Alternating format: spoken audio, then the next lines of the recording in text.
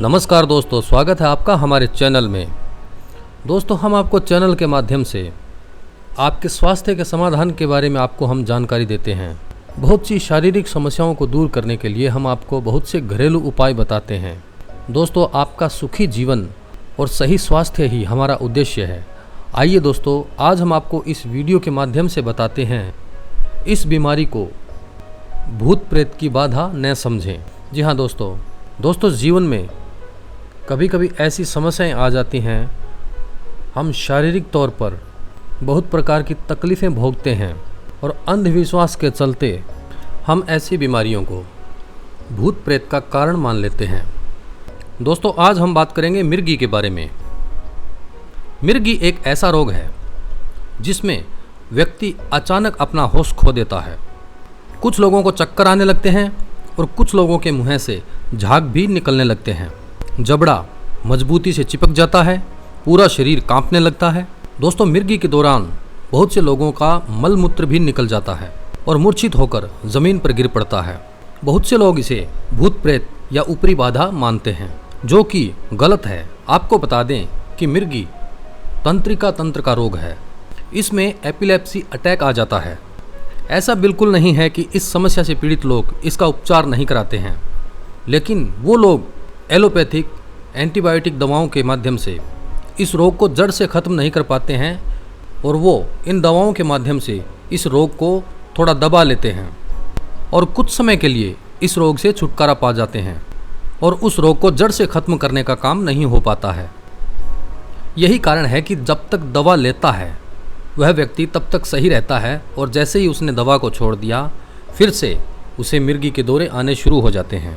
दोस्तों, आजकल यह समस्या 10 से 20% और ज़्यादा हो गई है। इससे पीड़ित व्यक्ति बेहोशी की हालत में हो जाता है। आजकल यह रोग बच्चों में भी पनपने लगा है।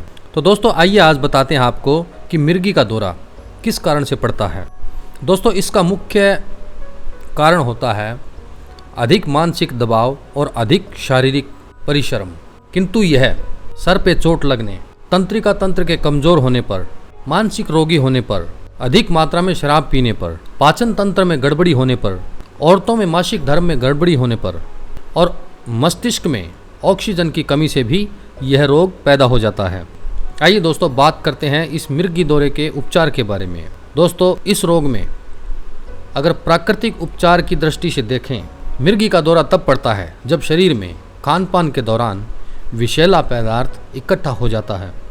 अगर आपके सामने किसी व्यक्ति को अचानक से मिर्गी का दौरा पड़ जाता है तो आप उसके आसपास की हवा को न रोकें, उसे खुली हवा आने दें, यानी उसके पास ज़्यादा भीड़ इकट्ठी न होने दें और उसे दाईं और बाईं ओर करवट बदलवाते रहें।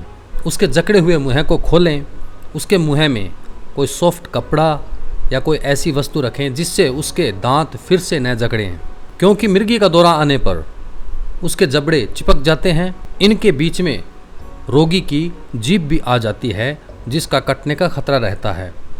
तो सही यही रहेगा कि उसके किसी भी तरीके से उसके जबड़े खोल दिए जाएं और जबड़ों के अंदर सॉफ्ट कपड़ा रख दिया जाए, क्योंकि कपड़े से किसी भी प्रकार का कोई नुकसान भी नहीं होगा और उसके दांतों को और उसकी जीभ को सुरक्षा भी मिलेगी। ध्यान रहे, उसे कुछ भी खिलाने का प्रयास न करें। दोस्तों, रोगी को मिर्गी का दौरा आने पर रोगी के नाक में तुलसी का रस और सेंधा नमक, इन दोनों को मिलाकर इनका रस उसके नाक में टपकाएं। अगर आपके पास तुलसी का पौधा न हो तो रोगी की नाक में आप सीताफल के पत्तों का रस भी डाल सकते हैं।